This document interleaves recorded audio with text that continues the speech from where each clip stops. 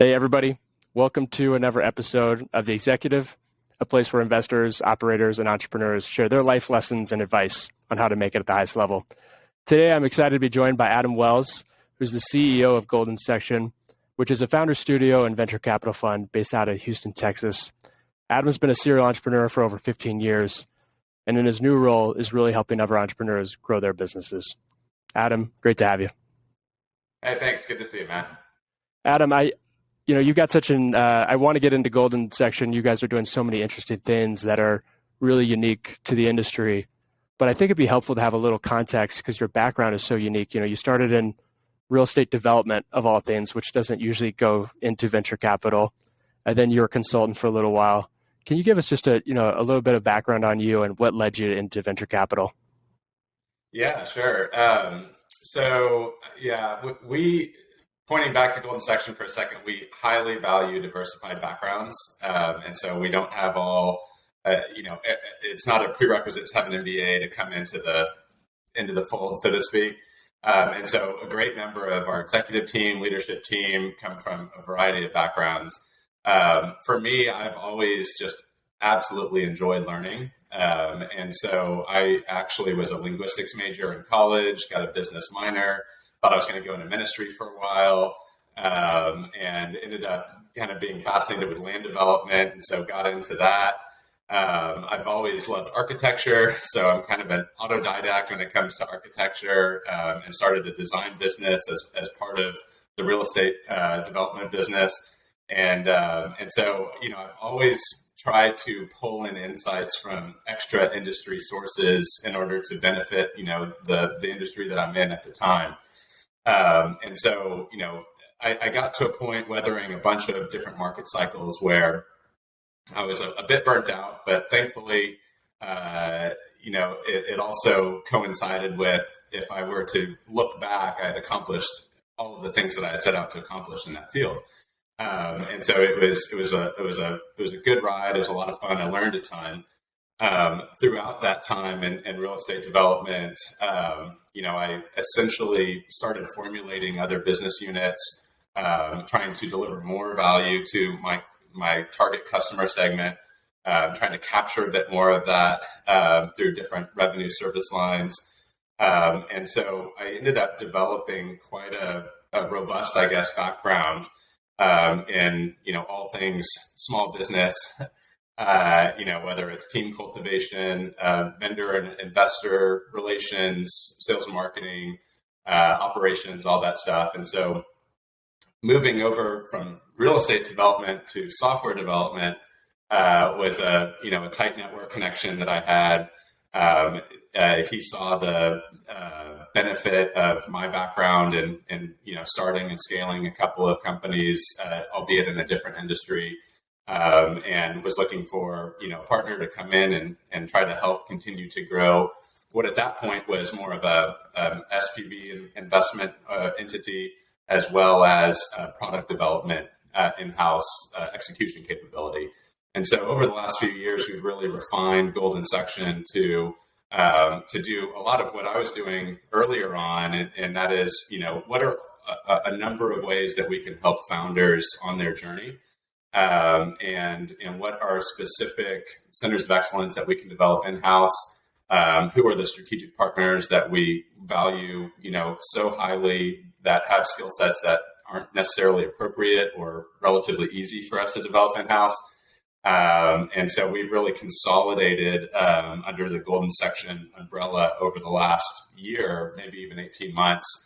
And have developed a few different business units to help out those founders along their journey and building, scaling, and getting to a meaningful exit. Yeah, it's interesting. I think as venture capital, develops and changes, you've seen so many firms go towards more having services around entrepreneurs and adding, being more value add. What are there's the founder studio, there's obviously the actual capital, which is so important for product development, and you name it early on. What are the other ways that you're really trying to help founders, and what are the different business units that you found that are really helping these companies grow? Yeah, sure. So we have, there are always a bunch of different ways to evaluate an endeavor or think about what are the opportunity costs, what is the return on investment timeline. And in venture capital, we have the luxury of essentially fixing a time window. And so that helps us to think through, okay, let's just nominally think of the next 5 years for this company. And so if we can fix a time window, if we can actually fix one of those variables, then it helps us make better decisions across the board. So it helps us understand when we do a ROI analysis, well, sure, you could build it in-house, but the payoff period is 10 years. Yeah. So let's not do that, and so it's an incredible luxury to be able to do that. So we on the founder journey, we see that obviously you need to build a company, and we have an incredible network of seasoned entrepreneurs. We call them our venture partners that come in and advise under our studios model, that just scaling all aspects of the company. We have a playbook that's about 100 plays strong. Across executive, strategic, customers, vendors, sales and marketing, operations. And then we have, they have to build the product. And so we have product strategy, we have product execution capability, we have 5 offices around the world, which helps us to provide, great value to our clients. But we do it in a full stack, product-led, agile way. And so we have, our product teams are built up out of every single office, essentially. They're all strategically placed for a reason. And then we have human resources planning, which that another addresses, they got to build a team. And so this is a newer area that we're working at. It's not a unique business unit in and of itself. But anytime you're building a team, you want to know, okay, at what point should I bring in-house, particular skill sets? And what should those roles be? And so we look at that from an operational efficiency standpoint, and from, going from breaking into exit velocity. At a certain point, you have to flip, from startup mentality to scaling mentality. And so that's something we're really excited to be able to offer soon in a stronger fashion. Then, of course, we have our venture fund. And so we are investing in, pre-seed to kind of Series A B2B SaaS and marketplace companies. So we have an incredible team that is working together to evaluate these companies, diligence them, and then provide as much value in terms of differentiated services and support and guidance as possible, during that particular journey. And then on the more minimally dilutive side, we have a lending arm. And so we've seen that, inevitably our B2B SaaS founders are going to get into some sort of a cash crunch. And, instead of scrambling to try to raise a bridge round, which, they're kind of behind the 8 ball, and it's going to be, it could be adversely, dilutive. I'm not sure if there's a non-adverse dilutive term, but and so we have a lending arm that not only helps, in the bridge side, but also just to provide capital to fuel sales and marketing. We're very revenue focused as an entire firm. We feel, especially in a B2B setting, that revenue unlocks and helps to benchmark what you should be spending on sales and marketing, what you should be spending on R&D. And so those are, we try to wrap our arms around founders, provide as much support to them, their management team, their advisors, and their in-house talent, just given the numerous mistakes that we've either made ourselves over the last 20 years or have seen made. We want our founders to be building their companies on the backs of, people who have made mistakes so they don't have to make those. Yeah, that's really interesting, especially on, if for founders, they got so much capital in the bank and they've got to hire in all these different roles. They don't know what's the norm, right? How much capital should I put to sales and marketing, like you said, or R&D? And that's really unique that you give that framework for here's what we typically see is the best way to do it versus putting everything to sales marketing and then the product breaks on the back end. What, for you've advised, probably, 100 plus companies at this point. Is that right? Probably on the smaller end. Yeah. Yeah. As these companies, you talked about scaling, and that's the part of startups that is so exciting, but you got to get product market fit first. What do companies need to do to get product market fit, which sometimes, depending on the company, can be sometimes the hardest part is figuring that out before scaling? Yeah, that's a fantastic question. I think so. The founders that we look for have an incredible background and expertise in the area where they identified a problem and they want to solve it. And so that can look a bunch of different ways. Were they a specialist who saw a workflow issue, or were they an executive that saw that there had to be a better way to abstract the complexity that their entire team was dealing with. But in any case, we want to help those highly experienced founders to really talk with the customers, identify a target customer segment, enrich that customer persona, and then elicit feedback, even on proof of concepts initially, to then build out a super, super targeted, high value delivery, basic product. And then from there on, continue to be problem focused, not necessarily solution focused, and that how can we continue to deliver value by making it easier to use the product, or by making it easier for this particular product to, seamlessly fit into the existing workflow and systems that, their target customers are already using. And so if I had to push it to one particular thing, it's customer feedback. And so sometimes that's, early stage interviews. Ultimately, it's case studies, it's client success, whether it's a unique department or that role is being done by, other roles in the company. But listening to the customers, making sure that they're using the product, getting value out of the product is of the utmost importance. And, whenever a lot of times it can take a back seat because founders really have this idea of, I know what our customers need because I am the target customer. But it's really surprising in some instances how varied, the ultimate use of the product could be. Yeah. And so getting as much feedback as humanly possible, within the time constraints and capital constraints that a founder has is incredibly important. You touched on really coming in, trying to figure out the problem versus solution solving immediately. And a lot of times it's because you come in right thinking you already know the solution and you know what the customer wants and you want to tell them how they should think. How do you get in that mindset of a really open mind and really trying to truly understand what do they need versus what's in your mind? How do you achieve that? Yeah. So this is fun. This is a relatively new learning for me, which unlocked a ton and just blew my mind. But Clayton Christensen, who a lot of people know for The Innovator's Dilemma, he wrote a book, I think that preceded it by about 10 years, called Competing Against Luck. And it in that book, he and his co-writers and partners expanded upon a framework called Jobs to be Done. And that was just an amazing revelation to me.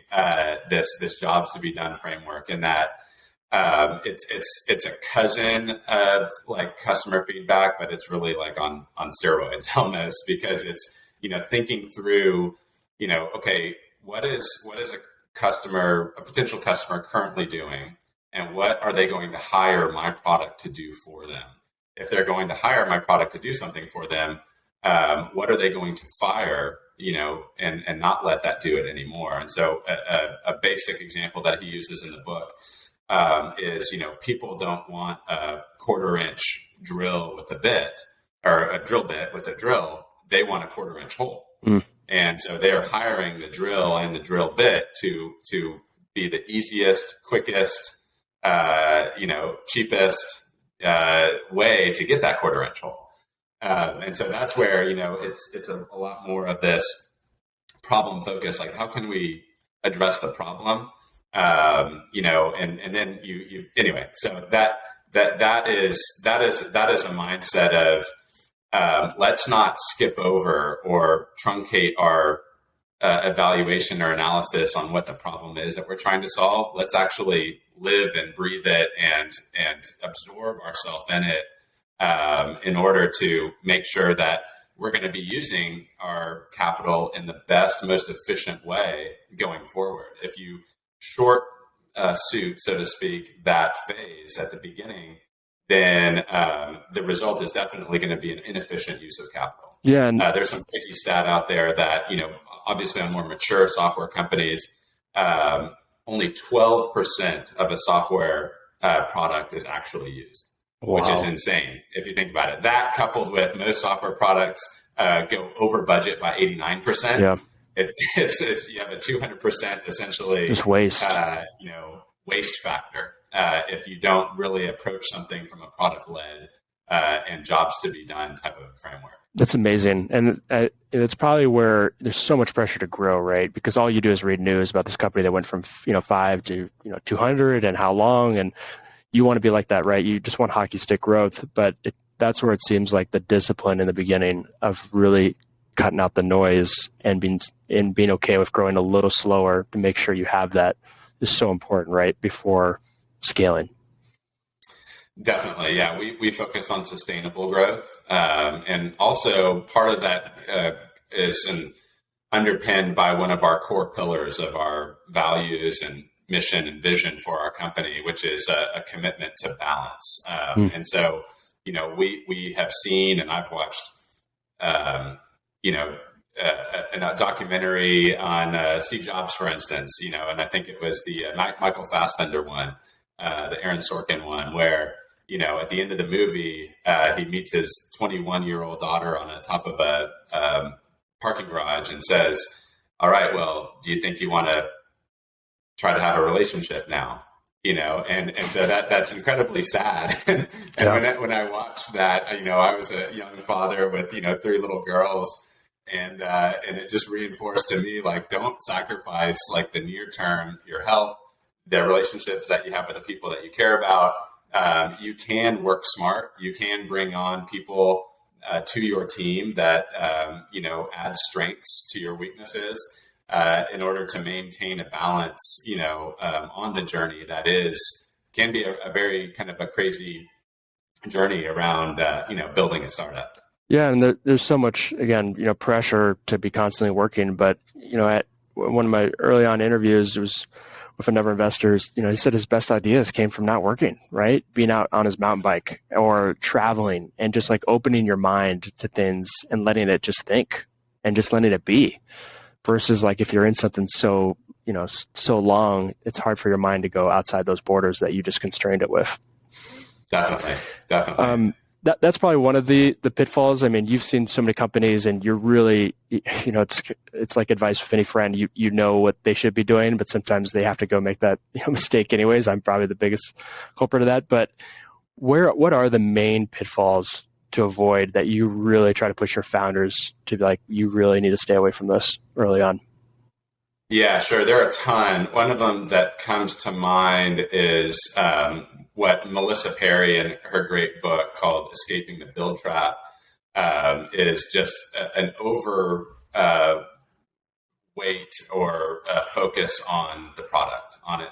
And so basically, from a capital use standpoint, we want to optimize product investment and maximize sales and marketing, investment. And so there's the build trap, which is, a founder that gets so product focused and product hungry and, it's my precious baby. And there are so many amazing things that we can do with this that I'm sure my customers would love. That can be very dangerous. And not only just, maybe those thoughts coming from a founder, but then also a founder and the team responding to some whale of an opportunity that is inbound way too early. We've seen a lot of issues where founders and startups are tempted to pull forward a big chunk of their R&D investment in order to hope to capitalize on this massive enterprise opportunity. And if it doesn't work just right, you can scuttle the entire company. And so they definitely don't see that. They see, this is my ticket. This is my ticket. This is the one. Wow, it came years early. And so that's one that we really have to help our founders understand, like, hey, let's run the business from the cash model. Let's run it from the product roadmap. Let's emphasize the value that can be delivered with the generally available features right now. Let's have a short time window on implementation, and then let's work to expand into those larger opportunities. Yeah, makes sense. When you have an opportunity to customize your product to a Walmart or something like that, you think that's your ticket, and if that doesn't work out, all of a sudden your product doesn't work for the broader market. Yeah. We would love to talk about your role, as the CEO. You're in kind of a unique position. On this podcast, you interview investors, operators, entrepreneurs, and you're kind of all three into one. But how do you see your role as the CEO? What does success look like for you? Sure. So, first and foremost, I work among an amazing executive team and leadership team, and they bring strengths that, eclipse my many weaknesses. And so it's fantastic to be working with such an awesome team. When I stepped out of the COO role a couple of years ago, it allowed me to really keep one foot in Horizon 2. And not have as much day-to-day cog in the machine, which I still have a decent amount of that, of course, and it's necessary and beneficial. But be able to focus on what your friend was talking about in terms of thinking, a bit more strategically. Whether you're on your mountain bike, et cetera. I love mountain biking. I haven't done it in a long time. I'd love to get back to it. But success, it really looks like, we have a tremendous focus on our people. And the most important thing to me is like the job satisfaction of each of our employees. I've found, as many ways as I've tried to think this through, that there's never a time where there are misaligned incentives or when one person's job satisfaction is mutually exclusive from another's. As our companies continued to grow, I had moments of insecurity and overwhelming in that, how can I possibly care so much about our founders and our team and our vendors and our partners? Yeah. And what I found is if I utterly focus and spend the majority of my time investing in our team, then all of those other constituencies will be, accommodated, I guess. And so, our company is continuing to grow. We are mission driven in being able to help founders in, major ways along their journey towards, what we really try to always have in the back of their heads, which is like a meaningful exit. Yeah. And so while they might not be the unicorn, we want them to have a balanced journey, an enjoyable journey, one that at the end of which, whether it's a return on capital, a 6-figure, 7, 8-figure return, they've had an incredible experience that then can catapult them into the next, phase of their career. Yeah, what you talked about is interesting in how I think that's changed, where it used to be it's good to be customer focused, right? And Amazon and Jeff Bezos talks about that a lot, but now also the wisdom seems to be going to do that, just really focus on your internal team, and then they'll take care of the customers. If you only worry about the customers, your internal team is going to start to fall apart, and then so will your customers. It's almost like, the companies sometimes I really appreciate are the ones who treat customer service reps really well, because if they're really well taken care of, when a customer calls with a complaint or a problem, they're super happy, eager to help, versus sometimes people go, they try to make that as least capital intensive as possible, that position. And so you have a bunch of unhappy people that are serving customers. It doesn't make any sense. Right. Yeah. I feel that, the shades of color are, it's very fine difference between investors, employees, and our internal team and customers. You've got NPS for the customers, obviously. You've got to have some sort of NPS for employees. You want to have essentially a similar evaluation on the investor side. And, none of them take it. It's like a bench front seat in the car. There's no back seat for any of those. Right. They all have to sit in the front, and they're all super important. So, well, that leads really into the next question of everyone being on the front seat. You've got so many focuses, right, with those people, and it's so easy to get pulled in so many different ways during your day, and you're handling fires that, at the end of the day, you kind of look back and like, I don't know if that was really a fire. It felt like it at the time. How do you really stay focused on what you need to in a given day and not get distracted? Yeah. Well, I think I'll have to give credit to Frank Slootman, who's the CEO of Snowflake. He just wrote a book called Amp It Up, I think. And he addresses this question, very well, which is be mission driven.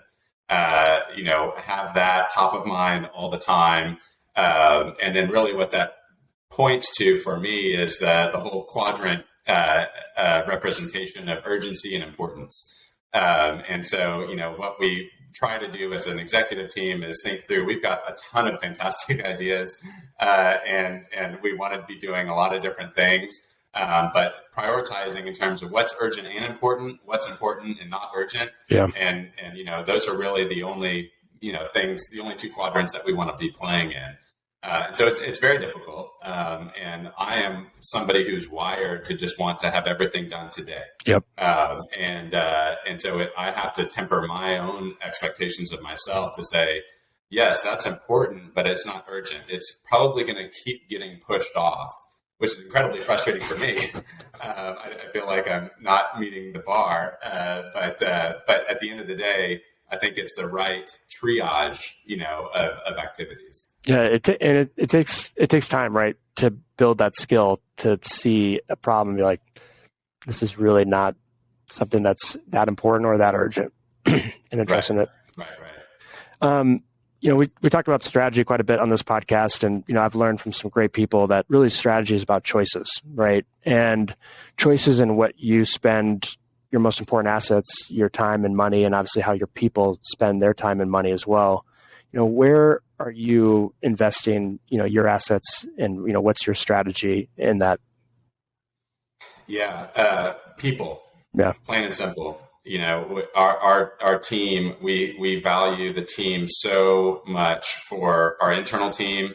If we're spending a ton of time and money to bring in the right talent, the best talent for the company, and derivatively the best talent to advise and work with our founders. We invest in the founding teams, especially. That's one of the major things that we're investing in, early stages as well as the later stages. But we find that, great strategy can be ruined by poor execution. And so, there's always a balance between, focus on strategy and a focus on execution.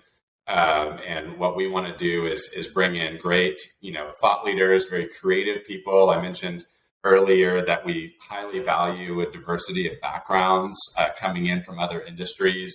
I think Shane Parrish talks about the mental model of alloying, which is you can bring a couple of different, classically, pure metals together in order to form a stronger, piece. Yeah. And so I just do that as a matter of my ongoing learnings, but I think our entire team embodies that as well, as they're bringing experiences from other industries into how can we de-risk and ensure, the best journey for our founders. Yeah. I love the metal analogy. That's a powerful one. That's a good point. Yeah. And talking about unconventional wisdom, and I'm curious if there's anything that you do or really believe that may be seen as unconventional by a lot of people, or even wrong, that you do or believe to be right. Yeah. Wow, that's cool. So I think I'll have to double down on what you mentioned as your friend's realization, where he can think clearly outside of the office. Yeah. I absolutely love to learn. I'm inwardly driven. I have an internal critic that I'm still so far behind. I switched industries middle of my career. And so I am constantly pulling in information from a ton of sources. But I think, the vast majority of us are knowledge workers. And as such, we need to have margin in our schedule to be able to think creatively. It's ultimately a disservice, to the people we're serving, whether it's my internal team or, our founders. If we are just, our expectation for the knowledge worker side of the company is 99% utilization. Yeah. Because what that means is, okay, great. You're not saying you're not doing what you're saying, in terms of you're only valuing, creativity at 1% perhaps, and so, how that manifests is we are having an increased focus on balance, mental respite days, really having that margin in your schedule to be able to think creatively. Because historically, I have been, very dedicated to work. I think the street term is a workaholic, and I've really only unplugged, whenever I thought it was socially acceptable, which is, between Christmas and New Year. And so ultimately it's a disservice to, my drive to learn, to anybody that's around me, and including perhaps my family, if, I only take about a week a year to try to think creatively about what I'm doing. Oftentimes that helps you to decide, hey, I'm going to stop doing this. And, maybe I'll explore starting to do this. Yeah. Or, wow, why didn't I ever think of that before? This is a much easier way, or even a much cheaper way, or we can deliver so much additional value that I was so myopic previously that I didn't even see it sitting there. And how do you create margin on a quarterly, monthly, whatever basis, so it's not just that week at the end of the year? Yeah, it's I've got a bit of flexibility in our schedule, in my schedule. I mean, I'm a husband, father of three, from fourth grade to freshman in high school. We have an incredible team that, I love spending time with them. It's hard. It's hard to protect time. Yeah. And so often I have on my calendar like this, whatever you want to call it, but protected time. And a lot of times those are like, yeah, sure, I'll take a meeting in there. I'm not really sure what I was going to do at that point either. Right. For me, I think I work as hard as humanly possible during the, U.S. business hours. I'm connected seemingly constantly, but I try to either use a different part of my brain after hours, or just completely relax. And it's taken me quite a long time to be okay with that. I felt that, if I wasn't, blowing and going and pushing the envelope nonstop, then I was just kind of I don't know what the right term is. That's not a bad word, but, lazy, yeah. And so my dad actually has some amazing advice that I've taken to heart, especially as somebody who, leans more towards pushing the envelope all the time, which is relax until it hurts.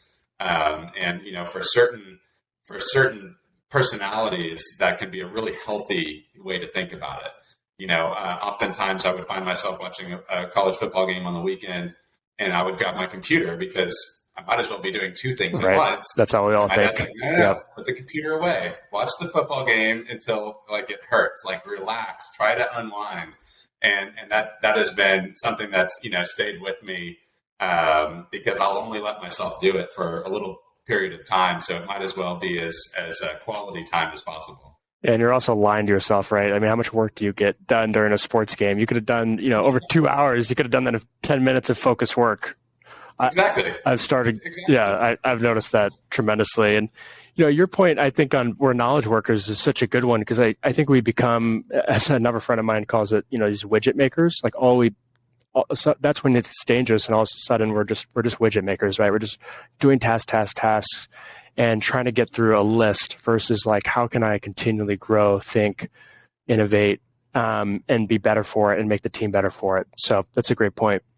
I know you're a big reader. I know it's hard to find the time, but you're clearly a big reader. What's been the most helpful book for you and either in your life or your career? Yeah, that's a massive question. It's hard. I keep top 5, top 10, top 50 lists, and but one of the ones that I often find myself recommending to other people is a book by Greg McKeown called Essentialism. Mm-hmm. And that has been really helpful to me, especially, from what you just said about we can find ourselves in this rut of just, stamping out widgets. As people progress in their career, and even in the early days, this idea of essentialism it's not minimalism. It's not do the least amount possible. It's do what's most important, and then say no actively to things that aren't important.